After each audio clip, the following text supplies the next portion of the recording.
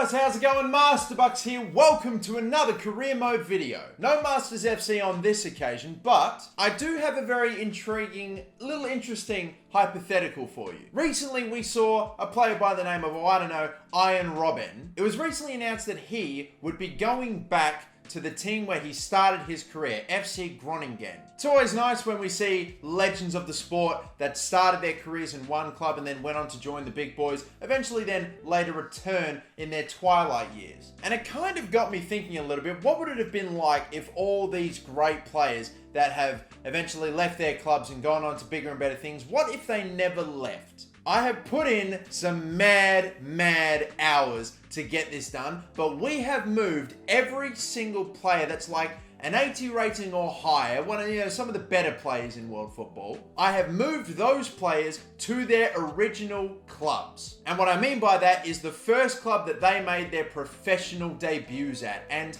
because of course FIFA doesn't have every single team in the world of football, if their original team, their first professional club isn't in the game, then we just move them on to either their second or their third professional club. So without further ado, let's start this video off by taking a look at a few of these teams once all of these players have moved on. I might begin in the Premier League to start. We'll look at some of the bigger clubs, and then maybe I'll go and look through all the other top leagues in Europe, and then I'm going to point out a couple of teams that have had such an unbelievable amount of talent start at their club and then move on to bigger things that it'd make you wonder, what if they had all stayed? Those are the ones I'm really going to be intrigued about. But starting at Arsenal, Szczesny, Gnabry, Franz Coquelin, they're about the only 80 plus rated players that have left that I have actually had start their careers at Arsenal and then move back. Looking at Chelsea, Nathan Ake was a player that we ended up moving back.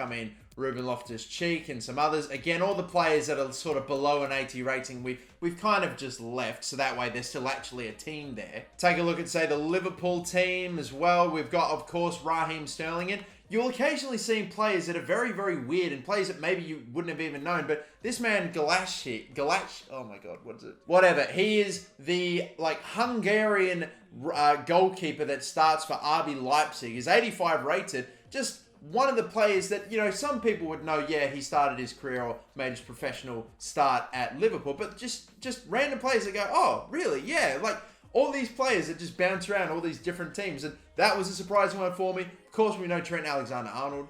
Yeah, though, that was an interesting one for me. Trent Alexander-Arnold, as well as other ones like Coates, Suso as well. Manchester City, obviously we've got Jadon Sancho there, if he might potentially make a return.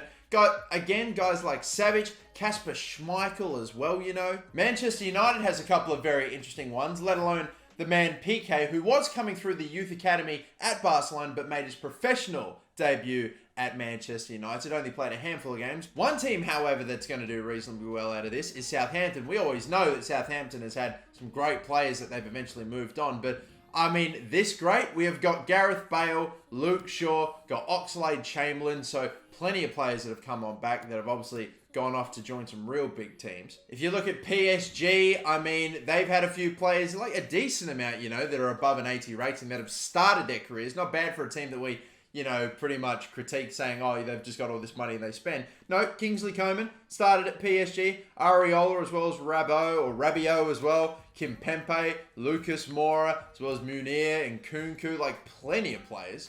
But, however, one of the bigger winners here would include Monaco, who obviously get to keep Kylian Mbappe, Carrasco, Ocampos, Bakayoko. There's actually a few clubs in France. Lille have been able to get Eden Hazard back, as well as Idrissa Gana Gueye, as well as Digne Magnan, who is actually still at the club in real life.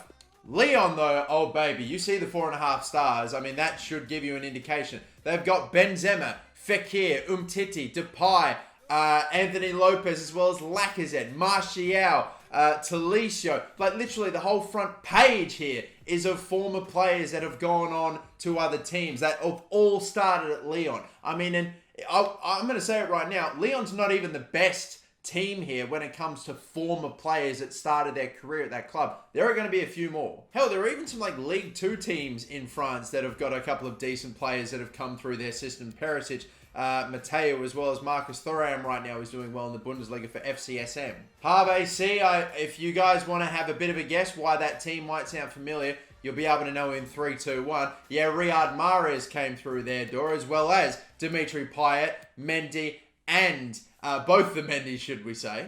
So one of the star Leicester players when they won the Premier League came through a now League Two France club. But these boys, though, in Cannes, they've got N'Golo Conte, Guerrero, as well as Thomas Lemar. So again, there are some, smaller clubs that are going to get a big win out of this. I'm trying to streamline this a little bit. Dortmund, actually surprisingly not real big winners here. They've got Goetze and Pulisic, but that's pretty much it. Bayern are reasonably in good shape, keeping Hummels as well as Muller, David Alaba, Emre Can, Jerome Boateng. Leverkusen do very well to get that 4.5-star rating, where they've got Danny Carvajal, Vidal, Kai Havertz, of course, Julian Brandt, of course, Milik, as well as Campbell. I mean, damn. Oh, God, how could I forget to Schalke? Oh, my God, Schalke did bits. They've got Neuer, Sane, Matip, Ozil for crying out loud, Draxler, baby. In fact, I'm just going to go through the rest of the big boys in European football and then point out a few of my personal favorites or teams that I really notice have great talent now on their roster. Inter Milan, you got Bonucci, Coutinho comes back. They're good. Milan get Aubameyang back, and Donnarumma obviously is still on their list. Piemonte Calcio got pretty gutted, but I mean Dybala and Immobile go back, as well as Rugani as well, being able to stay. Move over quickly to Spain. Atletico Madrid do reasonably well. De Gea's back. Koke, Jimenez, Saul, Thomas Partey, Hernandez. A lot of their current players have come through their own system. Barcelona, there's one guy that's going to still be there, and Lionel Messi, of course, loyal to the day he dies, apparently. He's not going anywhere. Busquets with 88. Thiago, he comes back. Marc Bartra, as well as Sergi Roberto and Deulofeu. Real Madrid also do surprisingly well here too, for the Galactico mentality, just buying the best players. No, Casemiro, even though, again, he's probably more of a, his first professional club isn't actually in the game sort of thing. But anyway, Dani Pereira, as well as Higuain, I think he also is another one. His professional clubs, I don't believe in the game. Garay, Morata, Paulo Sarabia, as well as Odegaard and Fernandez and Valverde, and just, again, Hakimi. They've done ridiculously well here. Again, some of those players are just because their professional team isn't in the game, but still though.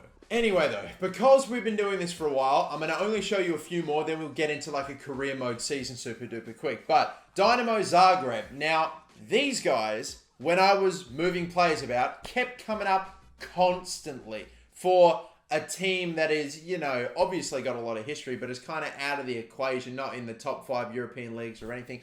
Look at this roster. They have got Luka Modric, Kovacic, Brozovic, Kramaric, as well as, too many others, for Schalke, as well as Dani Olmo. Lovren started off here too. Like, these guys popped up like tons, honestly. Another club that absolutely came up plenty as well was Benfica. You got to look at this too. Jan Oblak started here. Bernardo Silva started here as well as Alex Grimaldo, Rodrigo, Ruben Dias, Gonzalo Guedes, as well as Jovic, Semedo, Cancelo, Lindelof.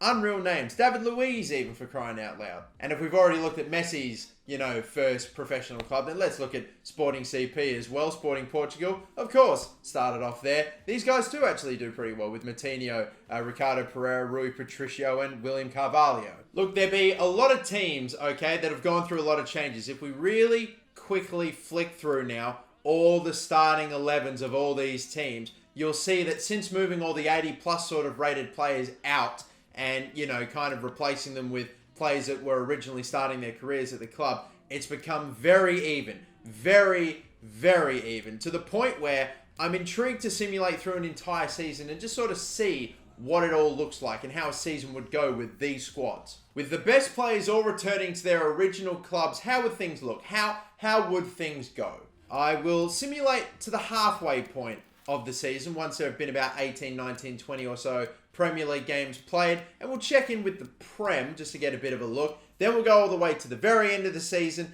and we'll take a look at not just how the Premier League table looks, but also across all the leagues of football as well. Well, after 20 games in the Premier League, we actually have 2 teams that are undefeated here. And it's 2 teams that I thought actually underwent some pretty drastic changes after all this. Manchester United and Spurs are currently on top. Southampton, I am not surprised, are up in contention for the Premier League. Arsenal in 4th and Chelsea in 5th. Liverpool 6th with Sheffield United in 7th. Obviously, that's about a similar position to where they were in real life, but still surprising to see them that high up. But they too, I guess, got little wins out of this sort of thing as well. West Ham, Man City in ninth, ain't going well for them. But who are the real big losers? You would have to say Wolves and Leicester City are definitely in the contenders. We've got Everton that haven't maybe had the best of time with this either. But out of the top six, it's Man City. Well, there's our little checkup anyway for how things are sort of shaping up at the halfway point. Let's push all the way now to the end and really take a look at all the leagues and see what's up. And at the end of this Premier League season, it's Manchester United that finished with 94 goals. Wow, God, that'd be... Well, even then, that's not too far off. They got 84 goals, but 94 points to win the Premier League. Spurs came close, to be fair to them. They also got close with 92. Southampton with 81 points. That has to be surely a record for the most amount of points that they have ever got in the first flight of English football. So they're big winners out of this, as are again Sheffield. A lot of the positions have not changed all that much, have they? That's for sure. We've got Arsenal in 6th, as well as Liverpool in 4th and Chelsea in 7th. Crystal Palace, Brighton. It looks very familiar. However, though, Man City completely fell down. Everton nearly got relegated. But the teams that go down are Burnley, Leicester. Wolves got 6 points and only 1 win. Which, by the way, if you can really quickly see up the top here, they beat Burnley 2-0. So that was their only win of the season. It came in May, man. Like, they nearly went an entire season without a dub. Holy hell. Let's take a look in Ligue 1 anyway. I'm not surprised by this at all, with Lyon absolutely walking the league. PSG obviously still did okay. Stade Rennais and Lille definitely did pretty well. I'm surprised Monaco didn't do as good. You see the gigantic gap between the top 7, right? With Monaco only losing 9 games and then Bordeaux losing 17. That is gigantic, the gap between those two clubs, and that just split there. But regardless, I'm definitely not surprised to see Lyon do that well. In the Bundesliga, I definitely thought it would either be between Schalke and Leverkusen, but Bayern have completely dropped off. Like, absolutely, completely. Hoffenheim and Mönchengladbach doing reasonably well. RB Leipzig, meh. But Bayern Munich, there they are in 10th. But Dortmund, though, in 14th. My goodness, even they nearly went down because of that. I'm very surprised Dortmund did not have more decent players in their setup. In Serie A, we see Roma win, as well as Napoli get pretty close. Milan have actually done all right here. Lazio, Inter, and I can't believe it. Piemonte Calcio, I just kept waiting for them to pop up. Piemonte Calcio went down. They've gone from dominating this league to you remove all players that are an 80 rating or higher that didn't start their careers at the club, and they've just completely tanked. Wow. They still had like Dybala, I think Insigne or Immobile or whoever it was. Like, I'm shocked by that. And in La Liga, Real Madrid absolutely dominating. They've gone undefeated, getting 35 wins and 3 draws, 108 points. Wow. Nah, I'm not too surprised by that either. They definitely did reasonably well considering everything. Villarreal and Sevilla did all right. Barcelona in 4th, Valencia 5th. And I don't really see... Atletico Madrid I haven't seen pop up. Yeah, geez, that was probably the only one, with them being in 16th. That's the only real big shock there. And because I'm curious, who won the Champions League? Who won the Champions League? What did I say? Lille were a big winner in this whole experiment. Benfica did bits though, and I'm not shocked. Benfica, we pretty much transferred an entire new team to Benfica when we did this, so not surprised to see that. Who else did well though? Semi-finals, Genk did really well. We should probably have a look at their team, because there were a lot of Belgian clubs that did all right there. Lyon, of course, Lyon, yeah, I'm surprised they didn't make the final. Oh my God, Shakhtar Donetsk, how could I forget? They did really well. Valencia too. Bayern, despite struggling in the Bundesliga, made it to the quarterfinals of the Champions League.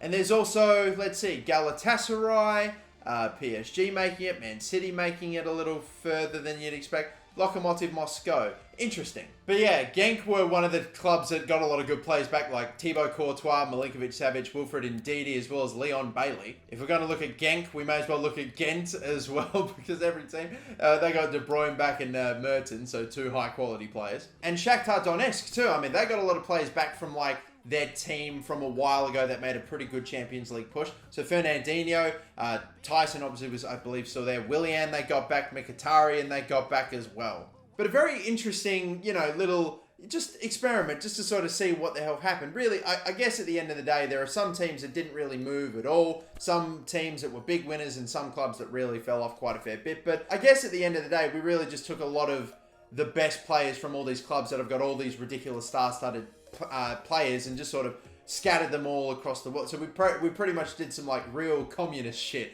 and made the world of football a much more even place. So yeah, it was intriguing. We saw a lot of teams not move, some by a little bit, some by a lot. But yeah, at the end of the day, intriguing stuff. But I reckon we can probably leave things here though. Thank you all so much for watching. If you haven't already, then make sure you like and subscribe, because I found out a pretty interesting fact. YouTube recommends videos for a whole bunch of different reasons, but one of the bigger ones that I've recently found out is people that subscribe to videos whilst they're watching it. Apparently that's a big thing when it comes to getting YouTube and the algorithm to recommend videos. So if you just want to do me a real big solid, I'd appreciate it. I'm just saying.